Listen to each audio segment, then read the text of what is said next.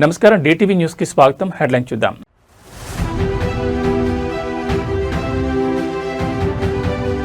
మహిళలు చిన్నారుల రక్షణకు అత్యంత ప్రాధాన్యత, సైబర్ నేరాలపై ప్రత్యేక నిఘా.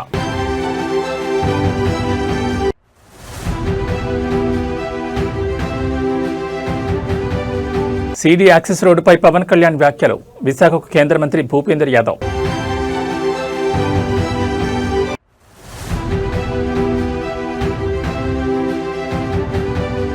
గోదావరి జలాలను గరిష్ట స్థాయిలో వినియోగించుకోవాలి, సీఎం రేవంత్ రెడ్డి పిలుపు.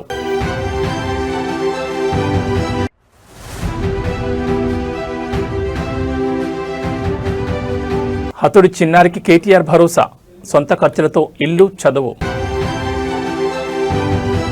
ఇక డీటెయిల్స్ చూస్తే ఆంధ్రప్రదేశ్ రాష్ట్రంలో శాంతి భద్రతల పరిరక్షణ మరియు నేరాల నియంత్రణపై ముఖ్యమంత్రి చంద్రబాబు నాయుడు అత్యున్నత స్థాయి సమీక్ష నిర్వహించారు. వెలగపూడి సచివాలయం నుంచి నిర్వహించిన ఈ మెగా వర్చువల్ కాన్ఫరెన్స్లో రాష్ట్ర వ్యాప్తంగా ఉన్న 1200కు పైగా పోలీస్ స్టేషన్ల ఎస్హెచ్ఓలు, ఎస్పీలు, డీఐజీలు సహా ఏకంగా 1650 మంది పోలీసు అధికారులు పాల్గొన్నారు.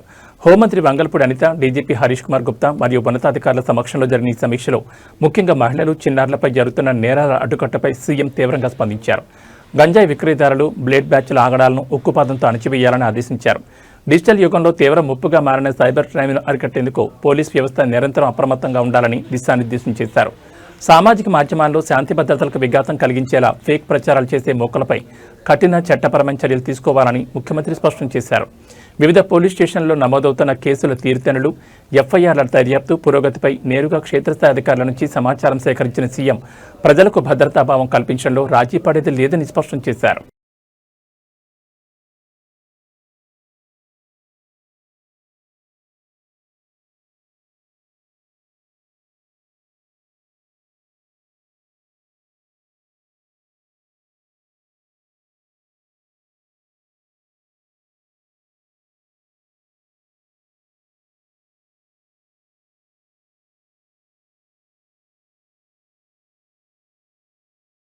ఆంధ్రప్రదేశ్ రాష్ట్ర ఉప ముఖ్యమంత్రి కొణిదెల పవన్ కళ్యాణ్తో మంగళగిరిలోని ఆయన క్యాంపు కార్యాలయంలో పురపాలక పట్టణాభివృద్ధి శాఖ మంత్రి పొంగూరు నారాయణ బుధవారం సమావేశమయ్యారు. రాజధాని అమరావతి వేదికగా గురువారం జరగనున్న సీడ్ యాక్సెస్ రోడ్, ఎమ్మెల్యేలు, ఎమ్మెల్సీల నివాస సముదాయాల ప్రారంభోత్సవ కార్యక్రమానికి ఉప ముఖ్యమంత్రిని మంత్రి నారాయణ ఆహ్వానించారు. ముఖ్యమంత్రి నారా చంద్రబాబు నాయుడు చేతుల మీదుగా సీడ్ యాక్సెస్ రోడ్ ఫేజ్ 2 పనులతో పాటు 2 స్టీల్ బ్రిడ్జిల ప్రారంభోత్సవం కూడా జరగనున్నట్లు మంత్రి నారాయణ వివరించారు. రాజధాని అమరావతిలో మౌలిక వసతుల కల్పన, అభివృద్ధి పనులను అత్యంత వేగంగా ముందుకు తీసుకెళ్తున్నందుకు మంత్రి నారాయణను డిప్యూటీ సీఎం పవన్ కళ్యాణ్ అభినందించారు. సీడ్ యాక్సెస్ రోడ్ ప్రాజెక్టు ద్వారా అమరావతి అభివృద్ధి మరింత వేగం పుంజుకుంటుందని ఆకాంక్షించారు. అయితే ముందే నిర్ణయించిన ప్రకారం గురువారం విశాఖపట్నంలో జరిగే జాతీయ స్థాయి ప్రపంచ ఏనుగుల దినోత్సవ వేడుకల్లో తాను పాల్గొనాల్సి ఉందని పవన్ కళ్యాణ్ తెలిపారు. తన అభ్యర్థన మేరకు రాష్ట్ర అటవీ శాఖ ఆధ్వర్యంలో తొలిసారిగా ఈ జాతీయ వేడుకను విశాఖలో నిర్వహిస్తున్నామని వివరించారు.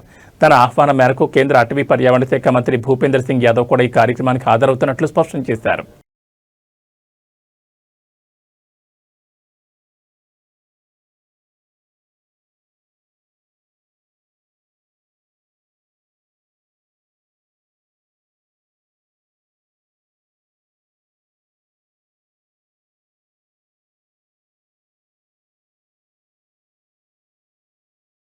తెలంగాణలో గోదావరి జలాలను గరిష్ట స్థాయిలో వినియోగించుకోవాలని ముఖ్యమంత్రి రేవంత్ రెడ్డి అధికారులను ఆదేశించారు. ఎల్లంపల్లితో పాటు దేవాదుల, సీతారామ ప్రాజెక్టుల నుంచి సాధ్యమైనంత మేరకు ఎత్తిపోతలు చేపట్టాలని సూచించారు. హైదరాబాద్ ఎంసీఆర్ హెచ్ఆర్డీలో నీటిపారుదల శాఖ మంత్రి ఉత్తమ్ కుమార్ రెడ్డి మరియు ఉన్నతాధికారులతో కలిసి సాగునీటి ప్రాజెక్టులపై సీఎం ఉన్నత స్థాయి సమీక్ష నిర్వహించారు. సమావేశంలో మంత్రి ఉత్తమ్ కుమార్ రెడ్డి మాట్లాడుతూ దేవాదుల నుంచి గతంలో ఎన్నడూ లేని విధంగా ఒకేసారి 90 పంపులతో ఎత్తిపోతలు చేపడుతున్నట్లు సీఎం దృష్టికి తీసుకెళ్లారు. పలు ప్రాజెక్టుల కింద ముంపునకు గురైన గ్రామాలు, కొద్దిపాటి భూములకు సంబంధించిన ఆర్&ఆర్ పరిహారాన్ని వెంటనే చెల్లించేలా కార్యాచరణ రూపొందించాలని సీఎం ఆదేశించారు. అధికారులు క్షేత్రస్థాయిలో పర్యటించి తక్షణ ప్రభావం పడే గ్రామాలకు పరిహారం అందిస్తే బస్వాపూర్, గౌరవెల్లి ప్రాజెక్టులను నీటితో నింపే అవకాశం ఉంటుందని స్పష్టం చేశారు. గట్టు, గూడెందొడ్డి ఎత్తిపోతల సామర్థ్యం పెంపుపై సమగ్ర అధ్యయనం చేయాలని, గూడెందొడ్డి పంప్ హౌస్ స్టోరేజ్ ప్రాజెక్టుకు కన్సల్టెంట్ నియమించాలని సూచించారు. ఇక జాతీయ డ్యామ్ సేఫ్టీ అథారిటీ నిబంధనల ప్రకారమే మేడిగడ్డ, సుందిళ్ల, అన్నారం బ్యారేజీలో నీటి నిల్వపై నిర్ణయం తీసుకుంటామని, ఎన్డీఎస్సీ సూచనలను తూచా తప్పకుండా పాటించాలని సీఎం అధికారులకు తేల్చి చెప్పారు.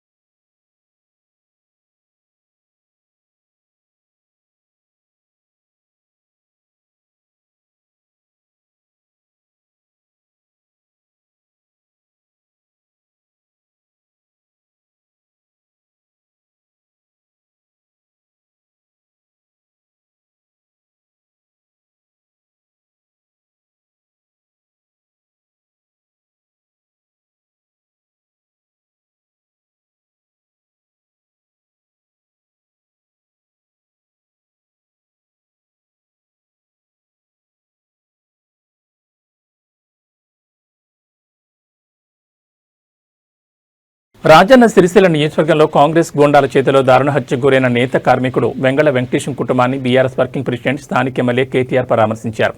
బాధిత కుటుంబ సభ్యులను నేరుగా కలిసి ఓదార్చిన కేటీఆర్ వారికి అన్ని విధాలా అండగా ఉంటామని కొండ తంబయాన్నిచ్చారు. ఈ పరామర్శ సందర్భంగా కేటీఆర్ అత్యంత ఉద్వేగానికి లోనయ్యారు. తండ్రిని కోల్పోయి అనాథగా మారిన వెంకటేశం చిన్నారి చదువు పూర్తయ్యే వరకు అయ్యే మొత్తం ఖర్చులను తాను సొంతంగా భరిస్తానని ప్రకటించారు. అంతేకాకుండా ఆ కుటుంబానికి తక్షణమే పక్కా ఇల్లు నిర్మించి ఇచ్చే బాధ్యతను కూడా తానే స్వయంగా తీసుకుంటున్నట్లు స్పష్టం చేశారు. కుటుంబానికి బీఆర్ఎస్ పార్టీ ఎల్లవేళ్లా అండగా ఉంటుందని భరోసా ఇచ్చారు. శాంతియుతంగా ఉండే సిరిసిల్లలో కాంగ్రెస్ నాయకులు కార్యకర్తలు గూండాయిజానికి పాల్పడుతూ అమాయక నేత కార్మికుల ప్రాణాలు తీస్తున్నారని కేటీఆర్ తీవ్ర ఆగ్రహం వ్యక్తం చేశారు. అధికార మదంతో రెచ్చిపోతున్న హంతకులను వారి వెనుక ఉన్న నేతలను వదిలిపెట్టేది లేదని హెచ్చరించారు. ఈ దారుణ హత్య కారణమైన నిందితులను వెంటనే అరెస్ట్ చేసి కఠినంగా శిక్షించాలని పోలీసులను డిమాండ్ చేశారు.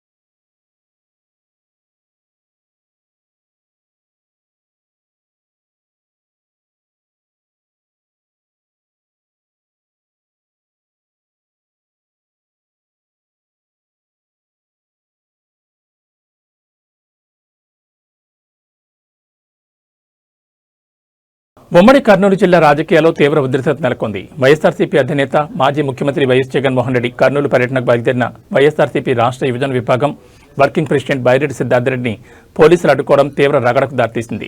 పర్యటనకు వెళ్లకుండా పోలీసులు రహదారిపై అడ్డుకోవడంతో స్థానికంగా భారీగా వైఎస్ఆర్సీపీ శ్రేణులు మోహరించాయి.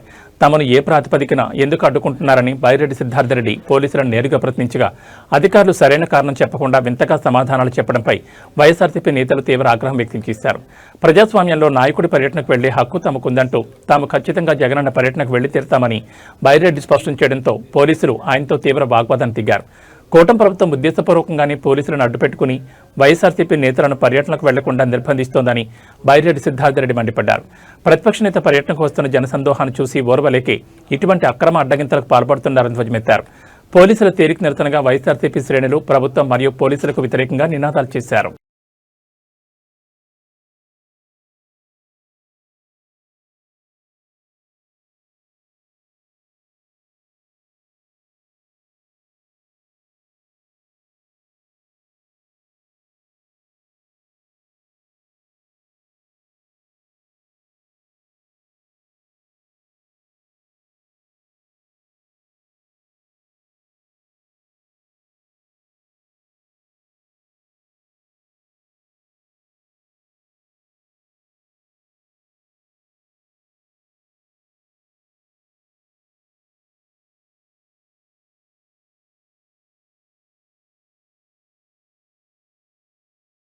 ఉత్తరాంధ్ర అభివృద్ధికి చిహ్నంగా మారుతున్న భోగాపురం అంతర్జాతీయ విమానాశ్రయంలో ప్రత్యేక విమానాల సందడి మొదలైంది.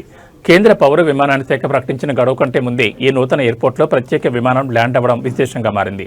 న్యూఢిల్లీ నుంచి బయలుదేరిన ఈ ప్రత్యేక విమానంలో పలువురు కీలక రాజకీయ నాయకులు, ప్రజాప్రతినిధులు కలిసి ప్రయాణించారు. ఢిల్లీ నుంచి వచ్చిన ఈ ప్రత్యేక విమానంలో భీమిలి ఎమ్మెల్యే, మాజీ మంత్రి గంటా శ్రీనివాసరావు, అనకాపల్లి ఎంపీ సీఎం రమేష్తో పాటు రాష్ట్ర ఆరోగ్య శాఖ మంత్రి సత్యకుమార్, ఎమ్మెల్యే కామినేని శ్రీనివాస్ మరియు కాంగ్రెస్ మాజీ ఎంపీ కేబీవీ రామచంద్రరావు తదితరులు ఒకేసారి కాకతీయంగా ప్రయాణించి భోగాపురం చేరుకున్నారు. విమానాశ్రయంలో ల్యాండ్ అయిన నేతలకు స్థానిక వర్గాలు, అధికారులు ఘనస్వాగతం పలికారు. వాస్తవానికి ఈ నెల 17వ తేదీ తర్వాత నుంచే భోగాపురం ఎయిర్పోర్ట్ నుంచి రెగ్యులర్ విమాన సర్వీసులు ప్రారంభమవుతాయని పౌర విమానయాన శాఖ ఇదివరకే స్పష్టం చేసింది. అయితే ఆ అధికారిక తేదీకి ముందే ప్రత్యేక విమానాల ల్యాండింగ్లు ప్రారంభం కావడంతో ఎయిర్పోర్ట్ ప్రాంతంలో సందడి వాతావరణం నెలకొంది. త్వరలోనే వాణిజ్య విమానాలు సైతం అందుబాటులోకి రానుండడంతో ఉత్తరాంధ్ర ప్రజలు హర్షం వ్యక్తం చేస్తున్నారు.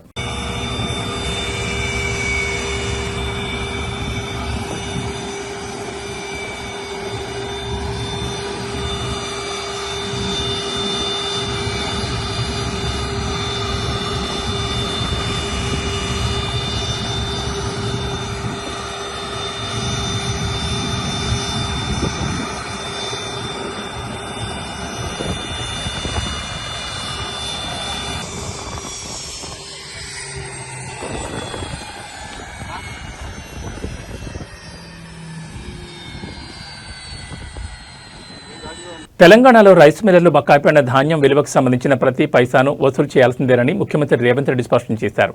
పౌర సరఫరాల శాఖ మంత్రి ఉత్తమ్ కుమార్ రెడ్డి మరియు ఉన్నతాధికారులతో కలిసి ఎంసీఆర్ హెచ్ఆర్డీలో నిర్వహించిన సమీక్షలో సీఎం మాట్లాడారు.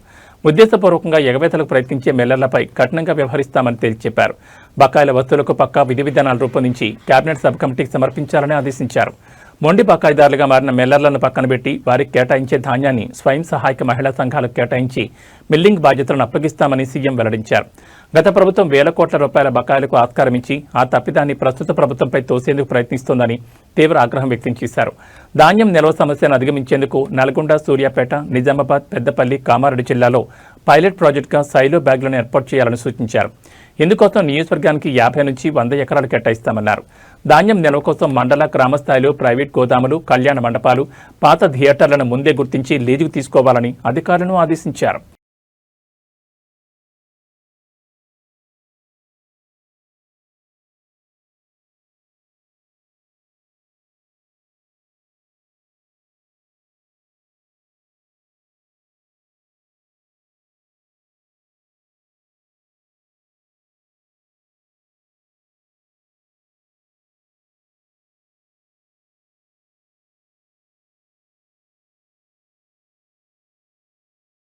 విశాఖపట్నం వేదికగా ప్రతిష్టాత్మకంగా జరుగుతున్న ప్రపంచ ఏనుగుల దినోత్సవ జాతీయ వేడుకల్లో పాల్గొనేందుకు రాష్ట్ర ఉప ముఖ్యమంత్రి కొణిదెల పవన్ కళ్యాణ్ విశాఖ చేరుకున్నారు.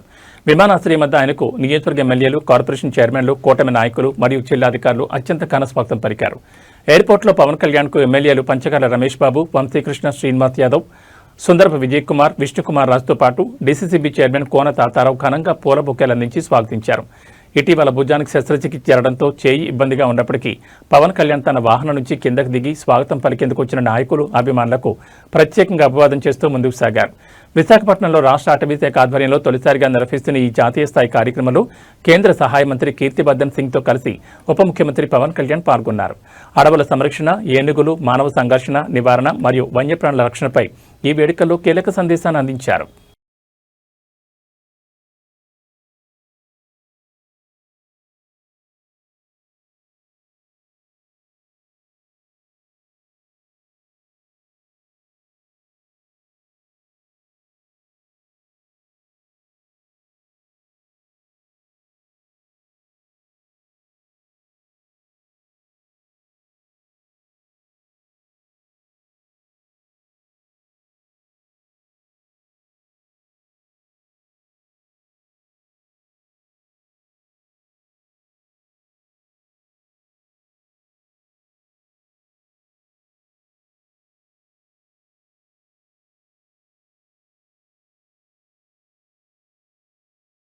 మంచిర్యాల జిల్లా నేలవాయి పోలీస్ స్టేషన్ పరిధిలో టాస్క్ ఫోర్స్ పోలీసులు భారీ ఆపరేషన్ నిర్వహించారు. కల్లెంపల్లి గ్రామంలో గుట్టుచప్పుడు కాకుండా అర్ధరాత్రి వేళ నిర్వహిస్తున్న కోడిపందాల స్థావరంపై టాస్క్ ఫోర్స్ సిబ్బంది మెరుపు దాడులు చేశారు. ఈ దాడుల్లో 12 రాళ్లను అదుపులో తీసుకోవడంతో పాటు భారీగా వాహనాలు, కత్తులను పోలీసులు స్వాధీనం చేసుకున్నారు. విశ్వసనీయ సమాచారం మేరకు అర్ధరాత్రి సమయంలో కల్లెంపల్లి సమీపంలోని స్థావరాన్ని చుట్టుముట్టిన టాస్క్ ఫోర్స్ బృందాలు పందాలు కాస్తున్న రాయుళ్లను రౌండప్ చేశాయి. ఈ హఠాత్ పరిణామంతో అక్కడున్న వారు పారిపోయేందుకు యత్నించినప్పటికీ పోలీసులు సమర్థవంతంగా 16 మంది పందెం రాయుళ్లను అక్కడికక్కడే అరెస్ట్ చేశారు. ఈ సోదాల్లో పందెం స్థావరం నుంచి 24,040 రూపాయల నగదు, 4 పందెం కోళ్లు, ఏకంగా 45 పందెం కత్తులతో పాటు 18 ద్విచక్ర వాహనాలు, 12 సెల్ ఫోన్లను టాస్క్ ఫోర్స్ అధికారులు స్వాధీనం చేసుకున్నారు. పట్టుబడిన నిందితులను సీజ్ చేసిన సామగ్రిని తదుపరి చట్టపరమైన చర్యల నిమిత్తం నీల్వాయి పోలీస్ స్టేషన్కి అప్పగించారు. జిల్లాలో చట్ట వ్యతిరేక కార్యకలాపాలకు పాల్పడితే కఠిన చర్యలు తప్పవని పోలీసులు హెచ్చరించారు.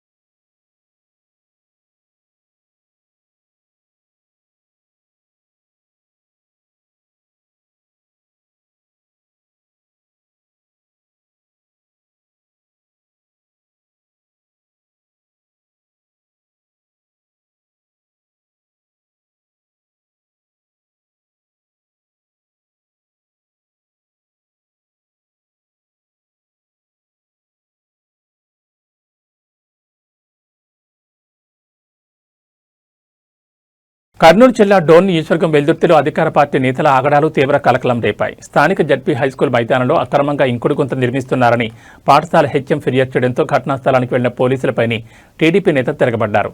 విధులు నిర్వహిస్తున్న కానిస్టేబుల్పై దాడికి తెగబడ్డంతో పాటు ఎస్ఐకి తీవ్ర హెచ్చరికలు జారీ చేయడం స్థానికంగా గందరగోళానికి దారితీసింది. వెల్దుర్తి జడ్పీ హైస్కూల్ ప్రాంగణంలో అనుమతులు లేకుండా అక్రమ తవ్వకాలు జరుపుతున్నారన్న ఫిర్యాదుతో పోలీసులు అక్కడికి చేరుకున్నారు. పనులను నిలిపివేయాలని కోరిన కానిస్టేబుల్పై టీడీపీ నాయకుడు శ్రీనివాసులు గౌడ్ దౌర్జన్యానికి దిగారు. బాధ్యతాయుతంగా పనిచేస్తున్న కానిస్టేబుల్పై చేయి చేసుకోవడమే కాకుండా అక్కడికి వచ్చిన ఎస్ఐ కూడా బూతులు తిడుతూ బహిరంగ వార్నింగ్ ఇవ్వడం విజువల్స్ లో స్పష్టంగా కనిపిస్తోంది. వెల్దుర్తి జడ్పీ హైస్కూల్ ప్రాంగణంలో అనుమతులు లేకుండా అక్రమ తవ్వకాలు జరుపుతున్నారన్న ఫిర్యాదుతో పోలీసులు అక్కడికి చేరుకున్నారు. పనులను నిలిపివేయాలని కోరిన కానిస్టేబుల్పై టీడీపీ నాయకుడు శ్రీనివాసులు గౌడ్ దౌర్జన్యానికి దిగారు. బాధ్యతాయుతంగా పనిచేస్తున్న కానిస్టేబుల్పై చేయి చేసుకోవడమే కాకుండా అక్కడికి వచ్చిన ఎస్ఐకి కూడా బూతులు తిడుతూ బహిరంగ వార్నింగ్ ఇవ్వడం స్పష్టంగా కనిపిస్తోంది.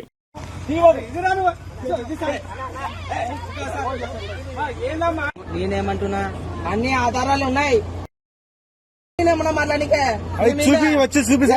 చూపించిన తర్వాత గుదా నోరు మూసుకుంటావు. నేను మీద కేసేస్తా, నేను మళ్ళా ప్రైవేట్ కంప్లైంట్ కేస్తా. అవి చూపిద్దురా ఒకసారి మళ్ళా నోరు మూసుకో. హైదరాబాద్ బులియన్ మార్కెట్లో పసిడి ధరల పరుగు ఆగడం లేదు. నిన్నటి భారీ పెరుగుదల తర్వాత ఇవాళ కూడా బంగారం ధరలు మరింత ఎగబాకాయి. శ్రావణ మాస పండుగల వేళ కొనుగోళ్ల డిమాండ్ పెరగడం మరియు అంతర్జాతీయ మార్కెట్ ప్రభావంతో భాగ్యనగరంలో తులం బంగారం ధర కొత్త రికార్డు స్థాయికి చేరింది. హైదరాబాద్ బులియన్ మార్కెట్ తాజా సమాచారం ప్రకారం 24 క్యారెట్ల 10 గ్రాముల స్వచ్ఛమైన పసిడి ధర ఇవాళ మరో ₹270 పెరిగి 1,55,130 మార్కు చేరుకుంది. ఇక ఆభరణాల తయారీకి వాడే 22 క్యారెట్ల 10 గ్రాముల బంగారం ధర ₹250 ఎగబాకి 1,42,200 పలుకుతోంది. పండగలు పెళ్లిళ్ల సీజన్ కావడంతో బంగారం షాపుల్లో కొనుగోలుదారుల రద్దీ కొనసాగుతున్నప్పటికీ నిరంతరం పెరుగుతున్న ధరలు సామాన్యులకు భారం కలిగిస్తున్నాయి. ఇక వెండి విషయానికొస్తే కేజీ వెండి ధర ఎలాంటి మార్పు లేకుండా స్థిరంగా 2,60,000 వద్ద కొనసాగుతోంది.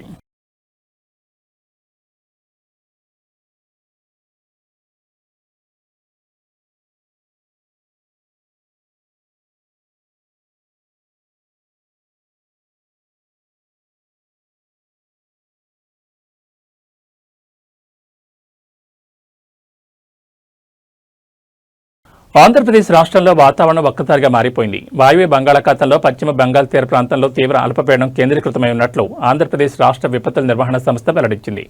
రాబోయే గంటల్లో ఇది మరింత బలపడి తీవ్ర రూపం దాల్చనుండటంతో రాష్ట్ర యంత్రాంగం అప్రమత్తమైంది.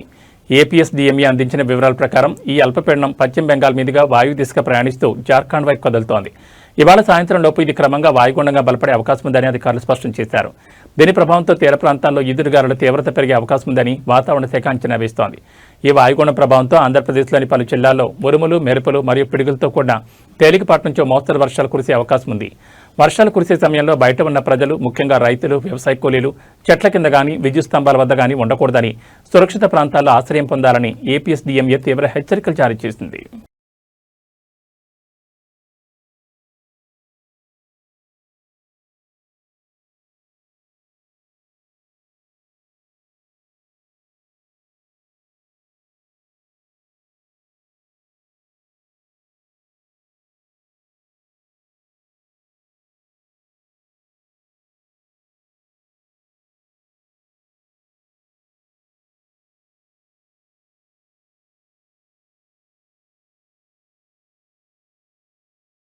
ఏవీ బులెటిన్ విశేషాలు. నమస్కారం.